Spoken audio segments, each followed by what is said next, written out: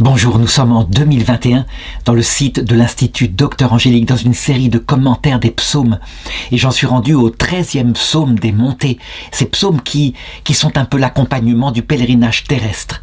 Ce 13e psaume au sens littéral, eh bien je dirais, il est clair. Le roi David il prie par rapport à tout le travail qu'il a fait durant sa vie pour finalement être amené par Dieu à conquérir le grand royaume d'Israël. Et maintenant qu'il a construit aussi son palais royal, eh bien, il n'aspire plus qu'à une chose, faire construire le temple de Dieu. Il a vraiment désiré ça, et Dieu lui est apparu, lui a dit « Non, ce ne sera pas toi, tu as les mains couvertes de sang, mais ton fils après toi le fera. » Voilà le sens littéral de ce psaume, intéressant au plan historique, confirmé par le 2e livre de Samuel. Mais je voudrais m'attacher dans ce commentaire au sens allégorique, celui qui nous intéresse comme chrétiens, à savoir, eh bien, le roi David, c'est l'image de notre âme, évidemment. Et donc, quel est ce travail ultime, ce désir ultime que le roi David a dans le cœur, au sens profond, tel que l'Esprit Saint le voit. Alors, voilà comment commence le psaume, cantique des montées. Garde à David, Yahvé, de tout son labeur. Garde mémoire à David, Yahvé, de tout son labeur. Du serment qu'il fit à Yahvé, de son vœu au puissant de Jacob. Point n'entrerait sous la tente, ma maison, point ne monterait sur le lit de mon repos, point ne donnerait de sommeil à mes yeux, et pas de répit à mes paupières, que je ne trouve un lieu pour Yahvé, un séjour au puissant de Jacob. Au-delà du sens littéral que je viens d'indiquer, on le voit, le sens allégorique qui est porté dans toute âme, c'est celui-ci.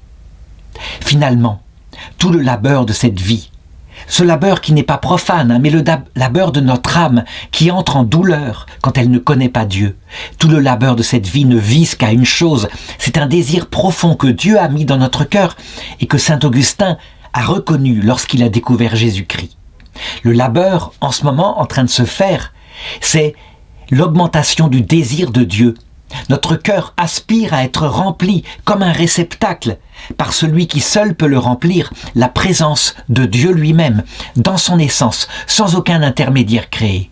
Et donc, le labeur de cette terre, lorsque nous nous battons pour essayer de vivre, essayer de stabiliser notre vie, en réalité, inconsciemment, profondément, dit saint Augustin, c'est Dieu que nous avons cherché. Et quelquefois, certains volontairement refusent d'admettre cela et mettent la finalité de leur vie dans des choses passagères, comme la gloire, comme l'argent, comme les plaisirs. Mais si nous remplissons sans arrêt notre vie, lorsque nous ne cherchons que cela, lorsque nous cherchons que les créatures, par la gloire, l'argent et les plaisirs, eh bien, c'est parce que notre cœur est beaucoup plus grand, il est fait pour plus grand que cela, et c'est Dieu. Et donc, quand notre âme aspire, et l'âme de David aspire à donner une maison à Yahvé, en réalité, inconsciemment, nous ne le savons pas, mais la maison en question, c'est la demeure qu'est notre cœur. Dieu l'a fabriquée, cette demeure, pour y habiter. Il n'en a absolument pas besoin. Dieu fait ça pour nous, il le fait gratuitement. Il le fait pour partager simplement son bonheur éternel. Évidemment, ce qui plaît encore davantage à Dieu, et c'est ce qui fait que le roi David était prophète, et ce qui fait que nous sommes prophètes, c'est que David, il le sentait, il le savait bien. Construire une maison de pierre pour Yahvé, il savait bien que c'était rien en comparaison du désir immense qu'il avait d'aimer Dieu, de le prendre auprès de lui, et finalement de le prendre dans son cœur. Nous, il nous a été révélé par Jésus-Christ, le vrai roi de la gloire, que véritablement Dieu veut venir dans notre cœur. D'ailleurs, il le dit, c'est ce qui est dit précisément par Jésus dans l'évangile selon saint Jean, qui est l'évangile le plus mystique. Jean chapitre 14, verset 23. « Si quelqu'un m'aime, il gardera ma parole, et mon Père l'aimera, et nous viendrons vers lui, et nous ferons une demeure chez lui. » On peut dire que pour ceux qui ont un cœur d'enfant, tout le sacrement, le plus grand sacrement que Jésus nous a donné, n'a comme but que de nous faire comprendre cela. Quand Dieu se fait réellement présent dans l'Eucharistie sous forme du pain qui représente son corps, sous forme du vin qui représente son sang, mais plus que ça, qui est son corps, qui est son sang, mais sous le signe du pain et du vin, l'idée que nous devons le manger. Le manger, ça veut dire l'inhaler, le faire descendre dans notre ventre. la réalité spirituelle que nous pouvons comprendre immédiatement, le sens de l'Esprit Saint. Ce n'est évidemment pas une question de nourriture biologique, c'est une question d'habitation de Jésus-Christ avec sa divinité et le Père et le Saint-Esprit dans la demeure de notre cœur. C'est exactement ce que David, comme poète, comme cœur fin, sentait, pressentait à son époque. En tout cas, on peut le dire, à partir du verset 6, on a là, je dirais, la prophétie du roi David qui s'exerce sans qu'il en sache le sens, bien sûr, mais nous pouvons le savoir.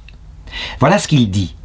Voici qu'on parle d'elle en Ephrata. Il parle de la demeure où Dieu habite. Nous l'avons découverte au champ du bois. Entrons au lieu où il séjourne. Prosternons-nous devant son marchepied. Lève-toi, Yahvé, vers ton repos, toi et l'arche de ta force. Bethléem, Ephrata, c'est quoi? C'est le lieu où Jésus est né. Et qui est-ce qui portait la présence réelle, éternelle de l'Esprit Saint dans son corps et dans son âme? C'était la Vierge Marie, la vraie arche d'alliance. Quand il parle du champ du bois, évidemment, mystiquement, ça fait référence au bois de la croix. Le champ du bois, c'est l'endroit là où sont plantées les 3 croix et où Dieu a révélé son cœur. Il a permis que son cœur soit ouvert par un soldat et maintenant nous pouvons pénétrer à l'intérieur de son cœur.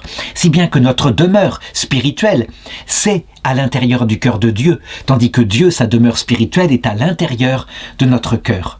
Alors, forcément, devant un tel mystère, maintenant que nous connaissons la vie intime de Dieu, Père, Fils et Saint-Esprit, jaillissement de lumière et d'amour qui peuvent remplir notre intelligence, notre cœur, notre désir de puissance. Véritablement, il est comme cela. Eh bien, maintenant, nous pouvons entrer au lieu où il séjourne. Ça veut dire dans le cœur de Jésus et nous prosterner devant son marchepied. Le marchepied, c'est quoi? Eh bien, c'est l'humanité sainte de Jésus, finalement. Nous, tant que nous sommes sur cette terre, nous pouvons remonter jusqu'à la divinité de Jésus, qui est la demeure où nous voulons habiter, en nous appuyant sur le marchepied qu'il nous a donné, son humanité sainte. Comme il le dit à Philippe, « Qui m'a vu, a vu le Père. Qui m'a vu, moi, comme homme, présent là devant toi, a vu le Père. » Et véritablement, c'est vrai. Au point que maintenant, je dirais, à la grande stupéfaction de certains protestants, nous pouvons, nous, catholiques et orthodoxes, représenter Jésus. Pourquoi? Parce que Dieu a donné, à travers l'humanité de Jésus, l'image parfaite, définitive, non faite de main d'homme, de sa divinité. Quand nous voyons Jésus sur la croix, qui meurt dans un grand cri, eh bien, nous comprenons Dieu. Non pas que Dieu crie et meurt, bien sûr, mais que ça signifie métaphoriquement l'amour infini de Dieu et surtout son immense humilité. Sinon, Jésus-Christ ne serait pas mort d'une mort d'esclave, il aurait choisi une mort de noblesse pour nous montrer simplement son amour. Mais comme il voulait montrer aussi l'humilité de Dieu, il a choisi cette mort d'esclave. Entrons dans le lieu où il séjourne, prosternons-nous devant son marchepied. Lève-toi, Yahvé, vers ton repos, toi et l'arche de ta force. Oui, notre plus grand désir, c'est donc celui-ci. Un désir, je l'ai dit, inconscient, mais réel. Ça veut dire que notre cœur est fait naturellement pour ce désir. Notre cœur profond. Nous savons bien que nous avons d'autres désirs. Nous voulons être en bonne santé, nous voulons une psychologie équilibrée, nous voulons fonder une famille qui soit bien élevée. Mais notre cœur profond ne se contente pas de cela qui est passager.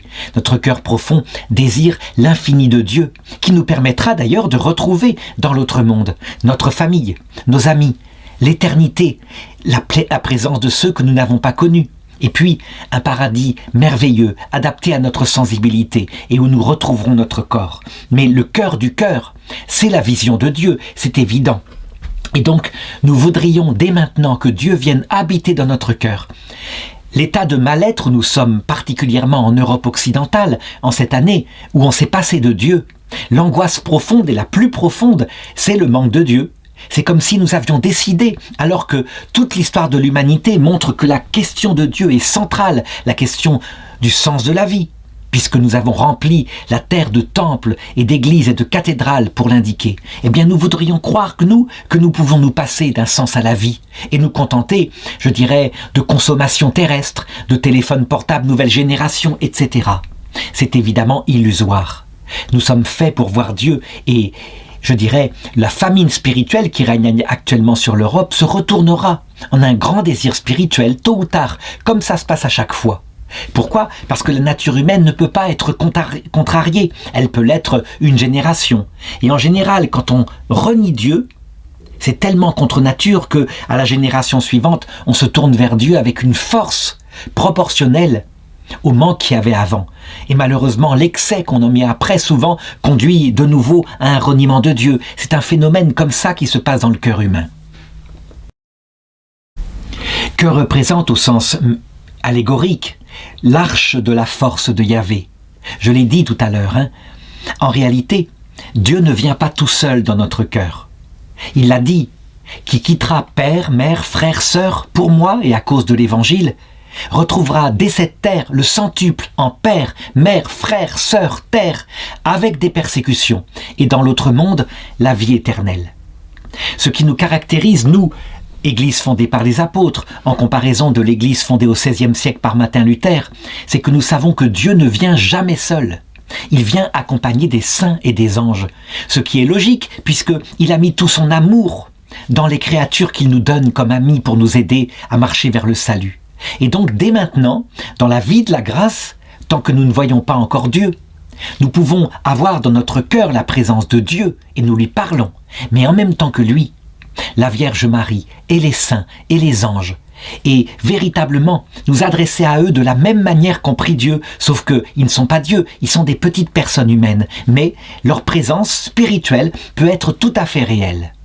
Dans l'autre monde, évidemment, tout cela se fera dans la plénitude. Ça veut dire que non seulement nous les verrons de nos yeux, extérieurement, mais en même temps nous verrons leur âme et nous entrerons dans leur âme.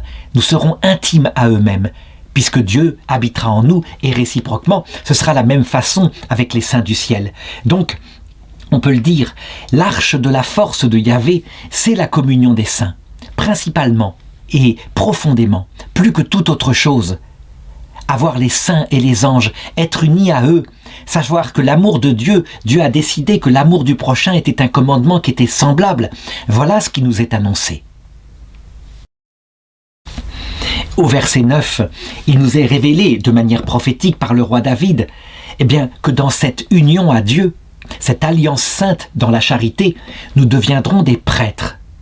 D'ailleurs, on le voit dans l'Apocalypse de Saint Jean, la louange principale qui revient à Dieu, c'est d'avoir fait de nous des rois et des prêtres. Des rois de son cœur, c'est pas une royauté de domination, c'est une royauté d'humilité. Qui s'abaisse, il l'élève à ce rôle-là.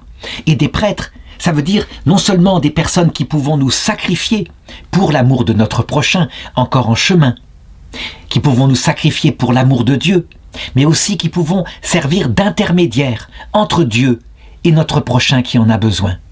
Dans le ciel, nous resterons intermédiaires, non pas que notre prochain ne verra pas Dieu, il le verra, mais quand il s'approchera de nous et qu'il verra que chacun de nous est comme un jardin clos où Dieu habite, un paradis unique où Dieu a fait son jardin, nous serons en plus par surcroît, je dirais, des médiateurs d'une grande joie.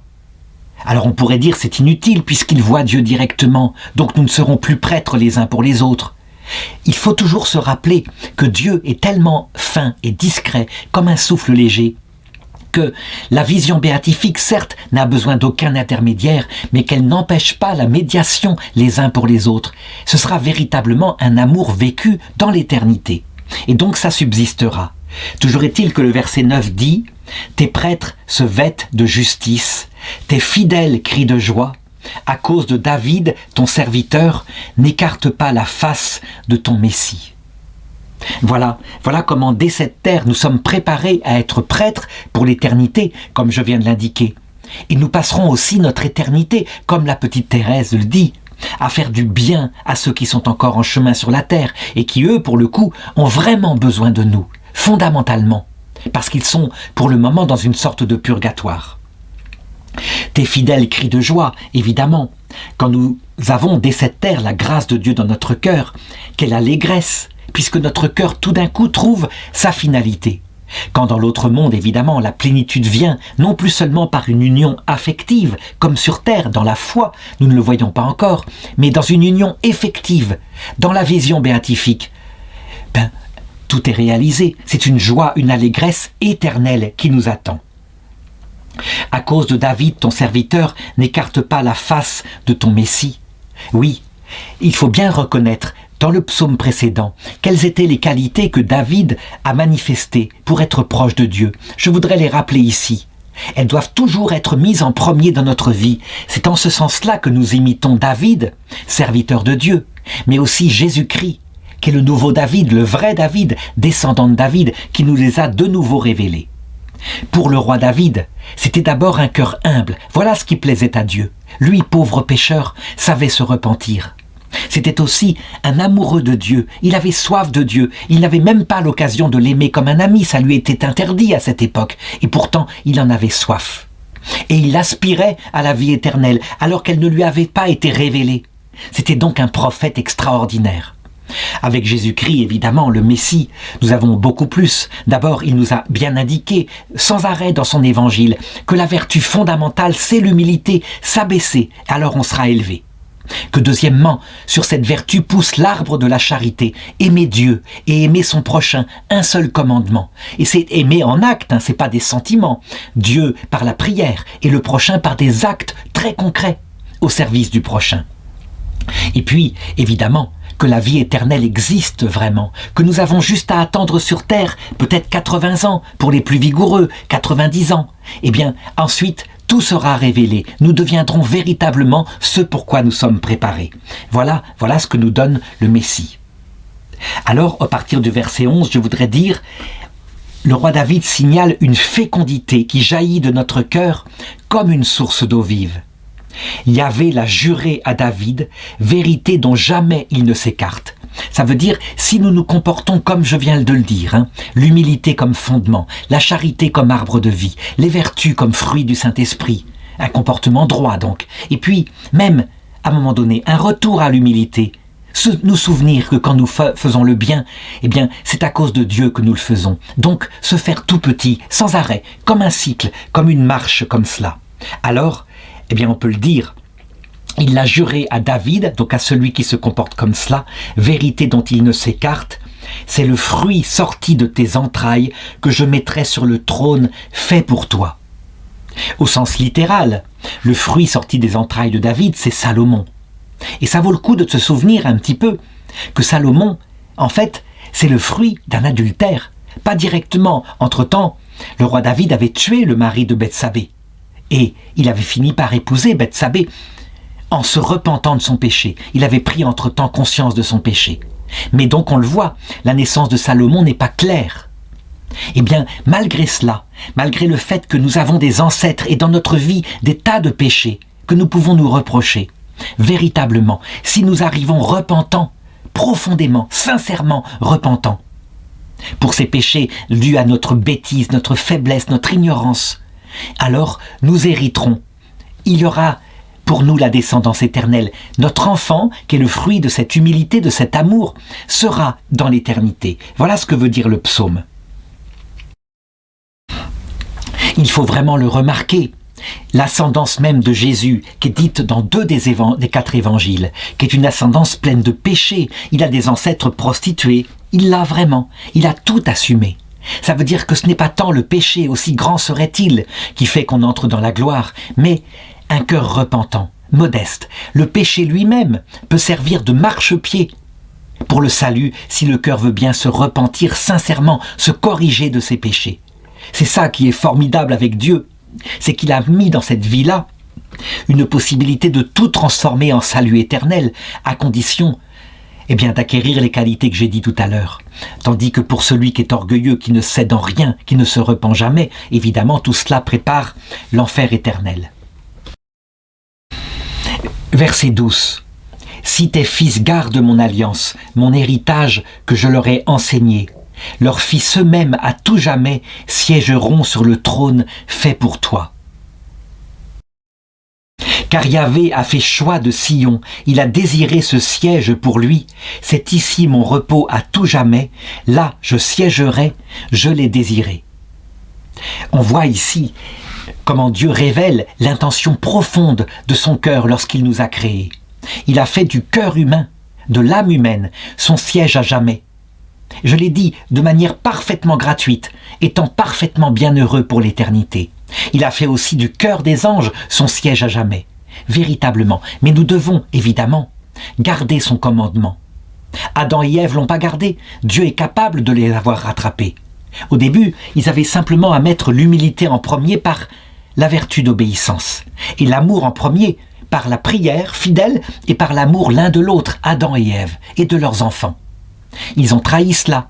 Dieu les a rattrapés autrement, par la croix. Et la croix, c'est-à-dire la souffrance, apprend profondément, beaucoup plus l'humilité que la simple obéissance. Donc, si nous gardons bien cela en tête, ce que je viens de dire, l'ordre des valeurs, en ne nous trompons pas, en ne mettant pas en avant, en premier, sans les fondements que j'ai indiqués, qui sont l'humilité et l'amour, les vertus morales. Les vertus morales, il peut y en avoir de très fortes qui nous conduisent en enfer. Il y a des gens qui ne volent pas, qui ne mentent pas, et qui sont tellement fiers de ça que leur cœur, lorsqu'ils arrivent près de Jésus-Christ, on le voit dans les évangiles, leur cœur méprise le salut par Jésus-Christ. Les pharisiens et les scribes étaient comme cela. Ils reconnaissaient sans arrêt leur droiture, leur grandeur, et jamais leur péché, leur petitesse. Et donc, ils n'avaient pas besoin de sauveur. Peut-être se sont-ils damnés. Dieu a fait notre cœur pour lui si nous voulons bien suivre ce qu'il nous demande. Et d'ailleurs, ce n'est pas si compliqué. On le voit bien quand quelqu'un se comporte comme je viens de l'indiquer, y compris pour le roi David malgré son grand péché. On le voit, il n'est pas source de haine, il est source d'admiration. Les premiers chrétiens, comment ont-ils fait pour conquérir l'Empire romain en 300 ans? Pas par des armes de fer, simplement en manifestant dans leur martyre une droiture, une grande humilité, ils ne crânaient pas. Et un grand amour pour Dieu, en attendant de le voir juste de l'autre côté de la mort. Les gens étaient admiratifs devant un tel comportement, ils étaient obligés de le reconnaître. Verset 15. Sa nourriture, je la bénirai de bénédictions, ses pauvres, je les rassasierai de pain. Ses prêtres, je les vêtirai de salut, et ses fidèles jubileront de joie. Quand un cœur se comporte comme cela, eh bien, il est béni de Dieu. Dieu ne résiste pas à un cœur modeste.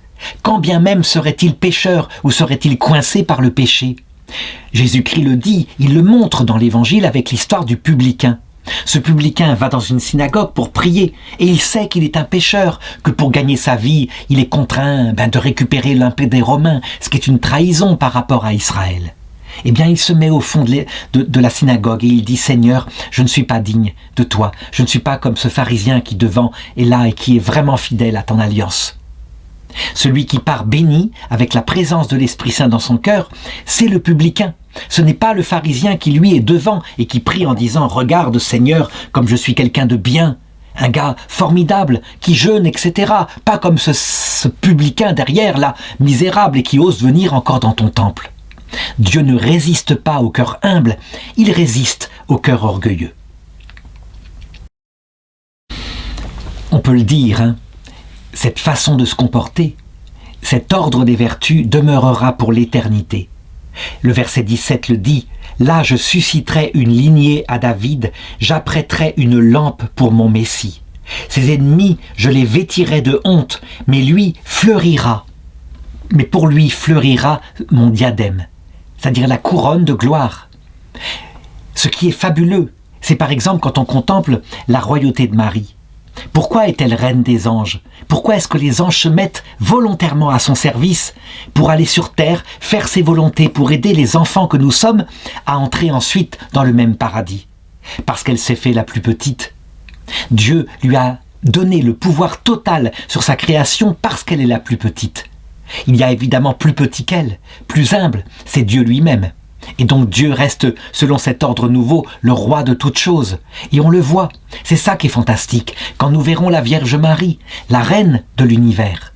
Eh bien, la première chose qu'elle fera, ce sera de nous mettre au-dessus d'elle-même pour nous confier des missions très importantes auprès d'enfants précieux qui sont sur la terre. Donc on peut le dire, la lignée de David, d'âge en âge, la lampe pour le Messie. Les ennemis qui sont vêtus de honte, eh bien, ce sont tous les pécheurs qui, évidemment, ne tiennent pas devant une telle humilité. La plupart se convertissent quand ils la découvrent, et pour ceux qui ne se convertissent pas, ils fuient dans le monde solitaire de l'enfer. Sur lui fleurira son diadème, ça veut dire que nous serons des rois à notre tour, à l'image de notre mère, Marie. Voilà ce qui nous attend comme destin, si nous voulons bien ne pas nous tromper, je l'ai dit plusieurs fois, dans les valeurs qui sont à mettre en premier.